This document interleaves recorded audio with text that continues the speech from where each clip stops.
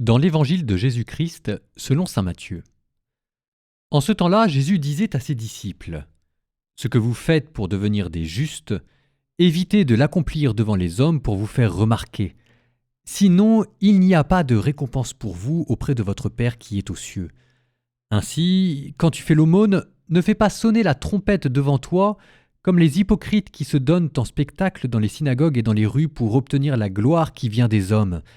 Amen, je vous le déclare, ceux-là ont reçu leur récompense. Mais toi, quand tu fais l'aumône, que ta main gauche ignore ce que fait ta main droite, afin que ton aumône reste dans le secret.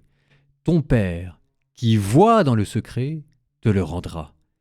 Et quand vous priez, ne soyez pas comme les hypocrites qui aiment à se tenir debout dans les synagogues et au carrefour pour bien montrer aux hommes quand ils prient. Amen, je vous le déclare, ceux-là ont reçu leur récompense. Mais toi, quand tu pries, retire-toi dans ta pièce la plus retirée, ferme la porte et prie ton Père qui est présent dans le secret. Ton Père, qui voit dans le secret, te le rendra. Et quand vous jeûnez, ne prenez pas un air abattu comme les hypocrites qui prennent une mine défaite pour bien montrer aux hommes qu'ils jeûnent. Amen, je vous le déclare, ceux-là ont reçu leur récompense. Mais toi, quand tu jeûnes, parfume-toi la tête et lave-toi le visage, ainsi ton jeûne ne sera pas connu des hommes, mais seulement de ton Père qui est présent au plus secret. Et ton Père qui voit au plus secret te le rendra.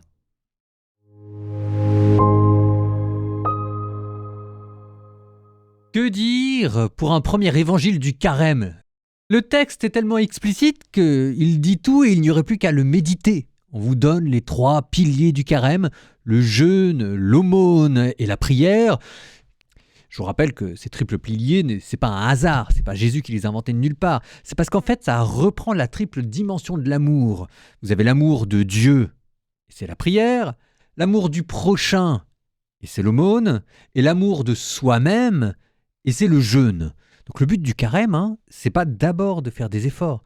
Le but du carême, c'est d'abord d'aimer, et si jamais je puis dire, au risque d'une trivialité, d'aimer comme des malades, d'aimer sans frein, c'est-à-dire en enlevant tous les obstacles. C'est pour ça que ces exercices prennent un aspect un peu rugueux. C'est parce qu'il s'agit de faire de la place à Dieu, d'enlever tout ce qu'il y a de superficiel pour libérer son cœur. Et vous entendez à chaque fois ce mot qui revient, le mot de secret. Derrière le mot de secret, vous entendez le mot de mystère, de mystérieux, de mystique. Le but du carême, c'est de vous enfoncer dans cette sagesse, dans cette mystique, dans cet amour de Dieu, du prochain et de vous-même. Bon, quoi dire d'autre ? Mais écoutez, il commence les jours du carême, donc tout le monde est sur les starting blocks. Lâchez-vous à fond en ce début du carême, d'accord ? Vous aurez toujours le temps, moi je sais pas, de vous épuiser en cours de route, de vous reprendre, de vous remotiver, de vous donner des claques ou bien de vous effondrer, je sais pas quoi, tout ce que vous voulez. Mais en tout cas, en ce saint jour de jeûne, comme dit la liturgie, c'est le point de départ, c'est le starting block. Vous loupez pas, lancez-vous à fond. Il sera toujours temps après de reprendre un pas de course au long cours. Pour l'instant, on pose les choses, on y va, on y va, on y va. Bon carême, l'amour vaincra.